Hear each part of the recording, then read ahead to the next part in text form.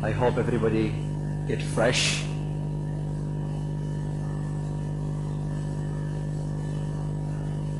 Yeah, I would like to begin with the fourth session with Dr. Amina Al-Marzouqi. She is currently in charge of MCH Center and is Deputy Director of the Primary Health Care Department. She is the Dean of the Student Affairs at the Sharjah University, as well as the faculty in the College of Health Sciences, and Chairman of the Health Services Administration and the Clinical Nutrition Department. And the presentation about the reality conversion of evidence to action. Please, Dr. Amina.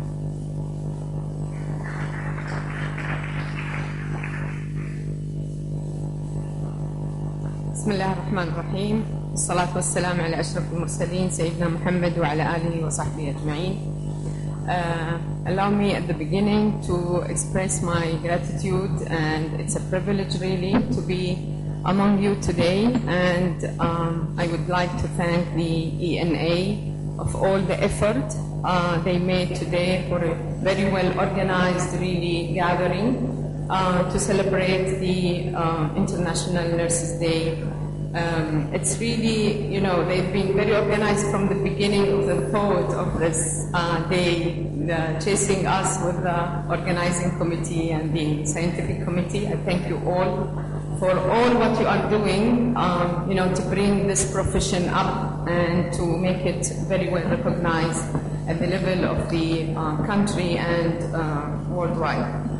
Actually, my friends before me, they made my life very easy because they didn't allow me, you know, to have something very new to surprise you with, because they really tackled and they overcome all the points. Especially I'm talking about conveying the evidence-based practice into action. And we were entertained by action. And that's evidence-based entertainment, I think, which is very good, you know, because I was thinking, you know, all the audience will be exhausted after this long day. I don't know from where to start.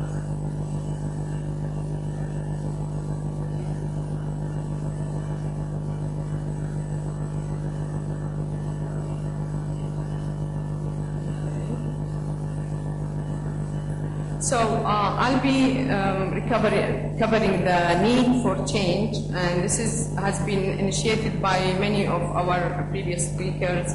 Why evidence-based, challenges facing the actions, and what are the benefits, and to whom these benefits are directed. Action-based needs planning, and the outcomes of that evidence-based. Now, just talking about the change, maybe Ms. Morgan, just you know, a few minutes ago, she was putting, you know, like things that nurses usually they get used to do things. They get used to follow process, and they implement all these, you know, processes to provide care for the patients. So they always, you know, they do things. Sometimes unconsciously they don't think. They are not really so much. You know, conscious about what they are doing, what's the benefit, what's the outcome. And this is really what we have to concentrate on, that any input we have, it has an outcome, and that outcome has to be positive and, you know, benefiting our care users. So the first change that we need to initiate and integrate within the healthcare delivery system. And many of the speakers, they were talking about that healthcare delivery system has also to go through many changes. So when we initiate any new processes or you know, any of the activities for the evidence-based, the system has to help us on that.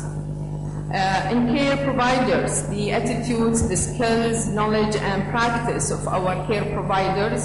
And this is also has been covered very nicely, you know, that we need to improve our knowledge, we need to improve the skills, not only nursing skills, it's not only evidence-based skills.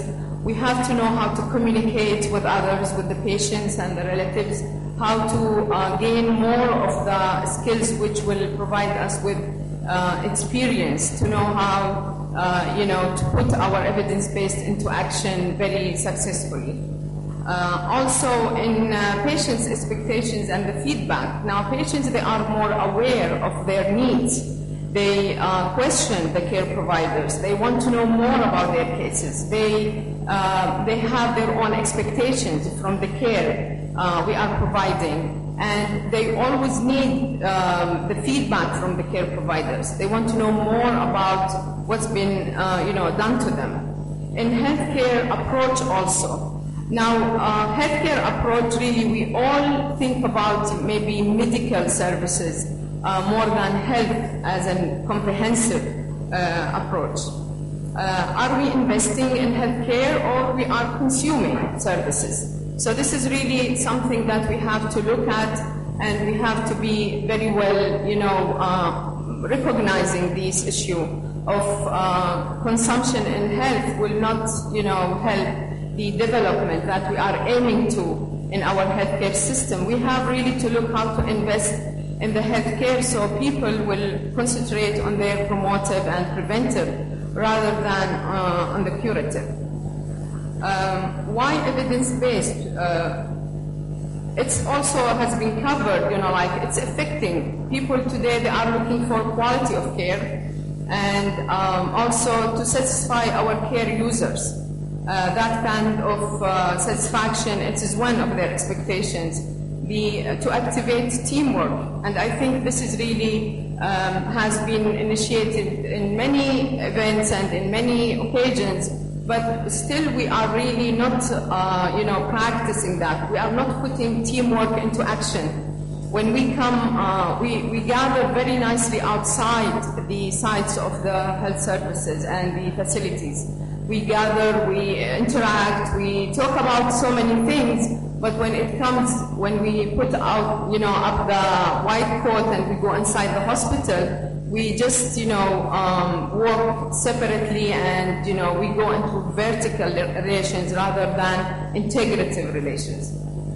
Also to improve the leadership and care management, and this is something that without a very positive support and decision making regarding any change or any initiation that we would like to emphasize through the care that we are giving, it won't work, and we need that much, too much. To improve also the care providers' skills, knowledge and practice, and this is as a result of the challenges that we have really to consider that. It's not only initiation of the new process or a new programs that we want to go through. We have really to see how we can prepare our care providers.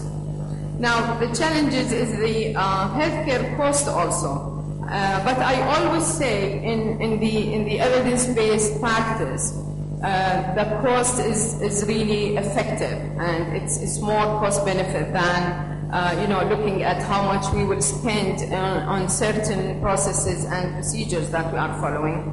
Healthcare management systems, and sometimes I feel like managers, they are so much segregated from the practical people, from the people who are in the field providing the care to the patient. So we have to bring these people together, and it's not top-down issues. It has to be integrative. Research in health and in healthcare and in nursing care and medical care. So research in all of these categories and in this field, it is very poor today, I would say, at least in the UAE. We don't have that much of emphasis on research because of the grants and the funding that we need sometimes. In addition to all what's been mentioned before, the libraries, the references, and so on. Nursing skills and knowledge, what they need. And this is really, as you see, I'm emphasizing so much in my presentation, to make them so much of the critical thinkers. They have to have the skills of analytical thinking, not only following procedures, and like Ms. Morgan was mentioned, that when she will give them the procedures to follow, they will do, but without that much of interaction of the analytical thinking, of why they are doing it and what are the results and how that impact of outcome will be. we need to think outside the box, and this is really what we've been, maybe from my experience as a faculty at the University of Sharjah, we are trying to integrate this in our teaching methodology, that, you know, you shouldn't go by what's been applied, you know, before. We have to initiate the new thinking, and we have to get outside of the box to think from different angles to care about our patients. Also, the aging population, will go to the healthcare services, to the health problems we are facing, and what's the real need that we have to emphasize. Demand of quality care and cure. And this is, I think, you know, it's been said very beautifully in the morning, you know, how the caring could, you know, bring the heart and the brain together to have that kind of holistic approach for, you know, the evidence-based empowerment of care providers. I think maybe Dr. Salah was mentioned in his presentation. He was urging the nurses, you know, not only to do their routine and go home.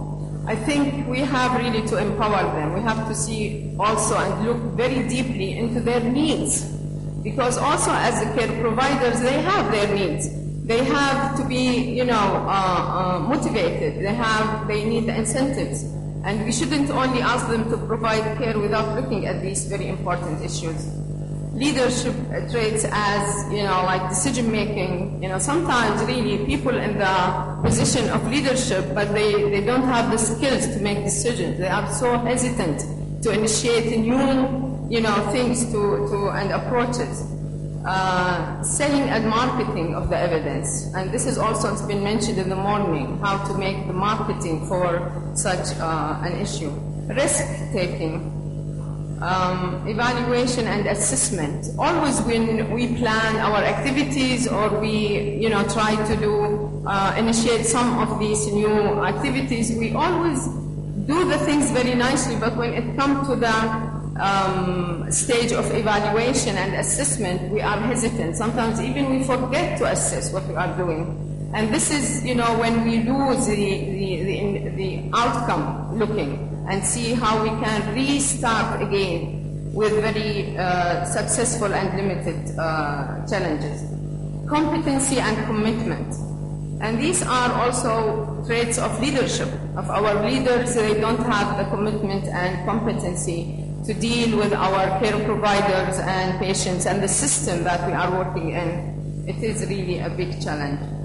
Time and time management, and this is really when always, you know, people, they are complaining of time, because time, not only, you know, to have time for the patients, but also to do our work, to do what we need to do. The journey from evidence to practice, and this has been mentioned consciously and unconsciously with all the previous speakers, the awareness, the advocate, the acceptance, the adapted, application, and the adhere. So if we will put these issues, you know, these A's into our practice and think about them consciously, the outcome will be very positive and, you know, successful.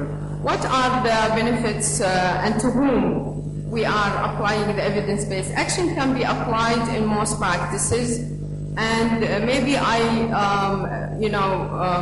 have the experience with the chronic diseases. Since we have the elderly, it's a big challenge. Our population now, they live longer, and they will have been, suffering from all these chronic diseases.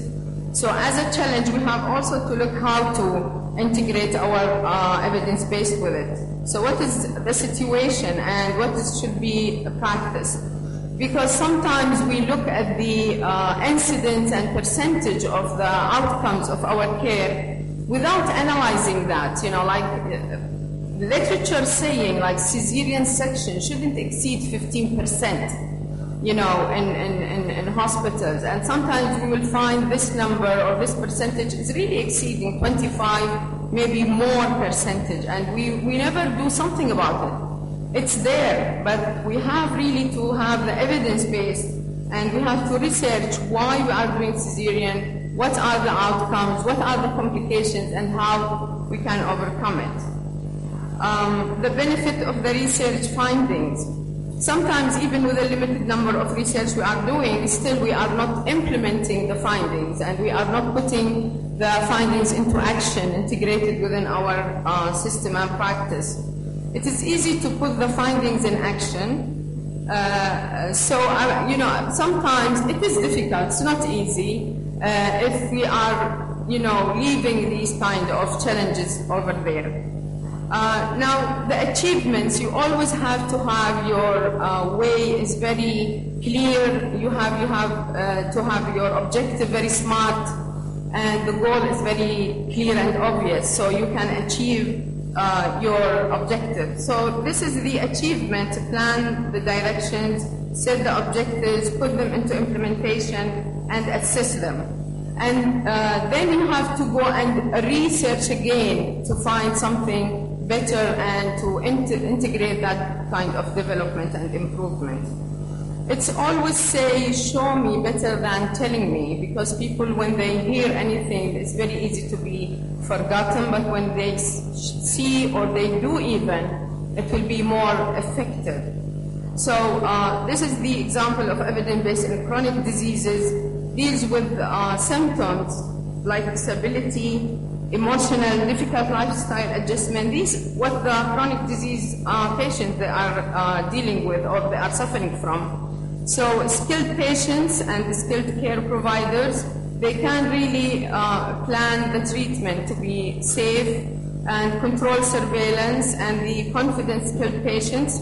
All of these issues, if they are putting into action and implemented, studies showed, like 41 studies, many showed increase in the recommended care that we are providing for chronic patients. If we give them food care, eye care, diet, lifestyle adjustment, and we teach them about how they can implement this, the average improvement in blood sugar shown very positive, and 21% reduction in mortality rate among these groups, 14% reduction in myocardial infarction, 37% reduction in microvascular complications.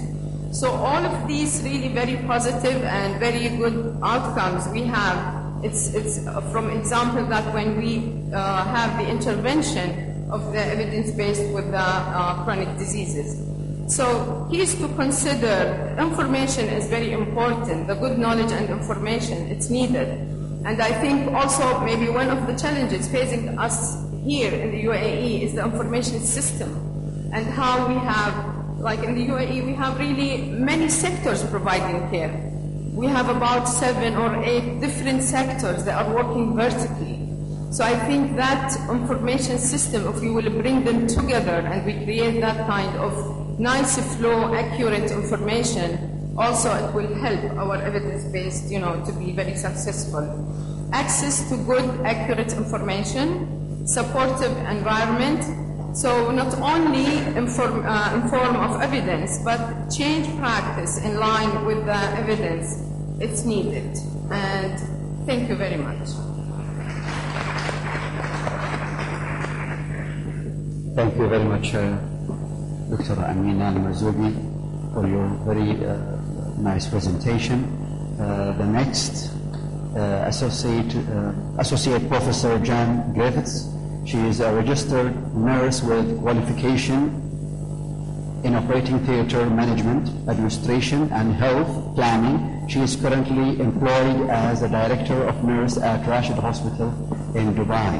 The presentation about evidence: how does the evidence jigsaw get actioned? Please, Ms. Jan. Thank you. I'm really very impressed that you are still here at 5:10 on a Saturday afternoon. And I want to thank the committee and everybody else that's been involved in inviting me here today. And I'm particularly excited that it's today. The 12th of May fascinates the living daylights out of me, and I wonder whether or not when Florence Nightingale was born and grew up and became a nurse and was in the Crimea War and all that sort of stuff, that hundreds of years ago, that she thought that every single time that her birthday was celebrated, that thousands of other people would do it with her. And it makes me wonder just how long and how many hundreds of years we will continue to celebrate somebody's birthday who probably didn't even realise that they were very clever. So thank you for inviting me here today. My topic this afternoon is going to take this a little bit differently. And basically what I'm saying is that evidence, one size doesn't fit all, and how do you actually get all of this jigsaw puzzle to come together? So this afternoon what I'm going to talk about is one, the challenge of blanket acceptance of evidence. And that's the thing that we really do need to be very careful of. As Jo-Marie said before, I could probably sit in the bottom of my flat and punch out onto the internet some evidence-based guideline that I think is truly fantastic, put it out on the web and everybody else could pick up and I could become as famous as Florence Nightingale. It may not actually work, and it may not improve patient care or the clinical practice that it was supposed to do. I want to talk about the reality of how you actually change practice in a large healthcare facility, because the reality is how we make it work, what the strategies are that we have to use is much more important than the books and papers that people actually read. The historic focus on nursing has been on changing clinical practice, but I would challenge this audience to say that nursing is much more than just clinical practice. And so I want to explore the experiences and the outcomes that we've had in a large and ever-growing healthcare care facility here in the UAE. So, our current situation. Everyone's focused on using evidence-based practice for clinical care provision, yes? You need to actually respond to me because otherwise we're all going to be here until tomorrow. So, because I'm large and I'm difficult to get off the stage. So, let's start again. Everyone is focused on using evidence-based practice for clinical care provision, yes? Yes. Good. Okay. There's an international approach, and we've seen, I reckon, every single international reference towards this today. Yes? Okay. Yes. Our evidence doesn't always fit the clinical situations we face. And again, there's a number of speakers that said that we need to customise this to where we actually live and work. And from my point of view, that is unbelievably important. And where people talk about we need to make sure that this is the best fit for the Middle East, for the UAE, for Dubai, for Abu Dhabi, doesn't really matter. But this part of the world really does need to not take blanket acceptance of evidence that's come from any other part of the world. And if I can just give you an example, I've been here for nearly 6 years, and prior to that I spent some time in Qatar. So I've been exposed to a whole series of international speakers and consultants and who knows what, who've come to the Middle East to tell the people of the Middle East how they should do business. And I can probably stand up here and say this because I'm Western and I'm female, but I get unbelievably ashamed when some of those people come here.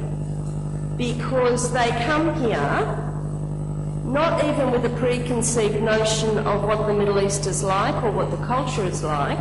They come here to peddle whatever it is that they happen to be selling, or to actually make an enormous amount of money from consultation fees.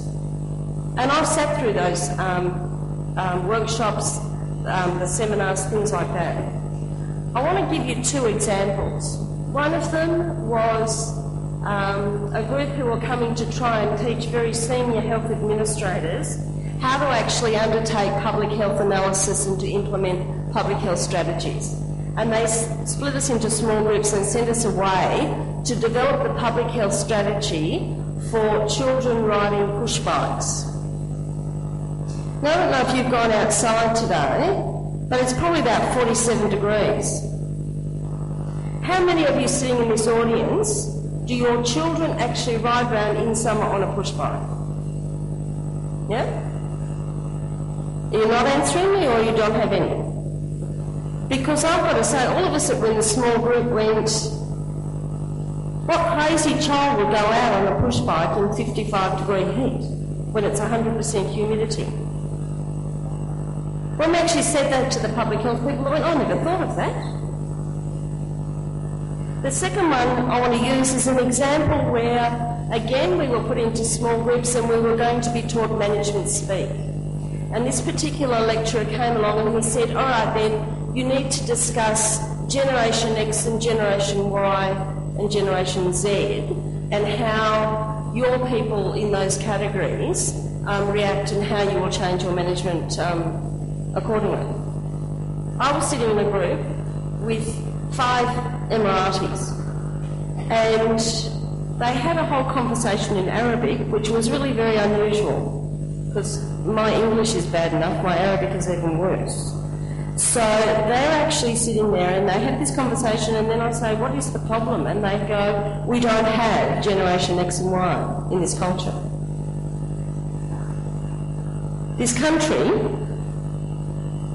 as the United Arab Emirates, is how many years old? Exactly. We did the big celebration last year. It's 40 years old. These consultants are coming to tell you what to do when they are presuming that you've got 50 generations that have all been schooled and working in an environment that is completely different from yours. So that's the first thing. We need to make sure that the evidence that we are going to use is actually going to face or fit the clinical situations we face. Nor is there available evidence around a phenomenon that we actually face here within the Middle East, and that's the phenomenon of rote learning. And when I say that, I have a number of staff who can learn a policy and a procedure and they can learn it off by heart, word by word. But when you start to delve into, can you explain to me why you're doing this? Muffy, they can't do that at all. They can keep repeating the policy or the procedure or the guideline, but they can't actually tell me why it's happened and what I need to do and how I need to modify the care I'm providing.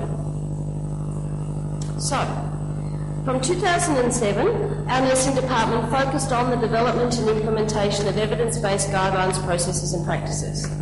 We were good little cherubs. We followed the rest of the international world and we did exactly what it was that the rest of the world told us to do. So we sat down and we rewrote everything. Since 2007, the reviews that we've done on this sort of implementation has identified that even though those overarching policies were in place and the education sessions were implemented, the clinical practice hadn't actually altered. How many of you have policies and guidelines in your organisation that are not actually implemented at the clinical level? Be honest, yeah? The policy's there, or more importantly than that, what's actually implemented is something that doesn't actually exist in policy, which is even better, I reckon.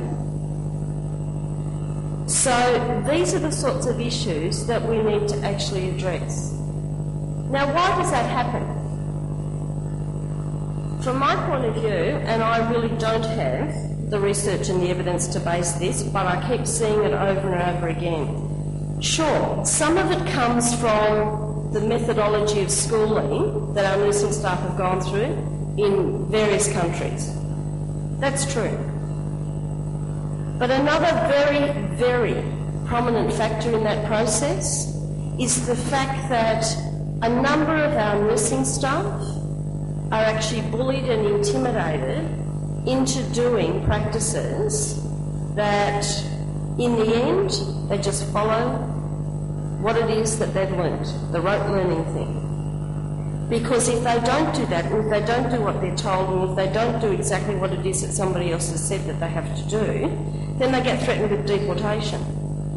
They get threatened with a sack.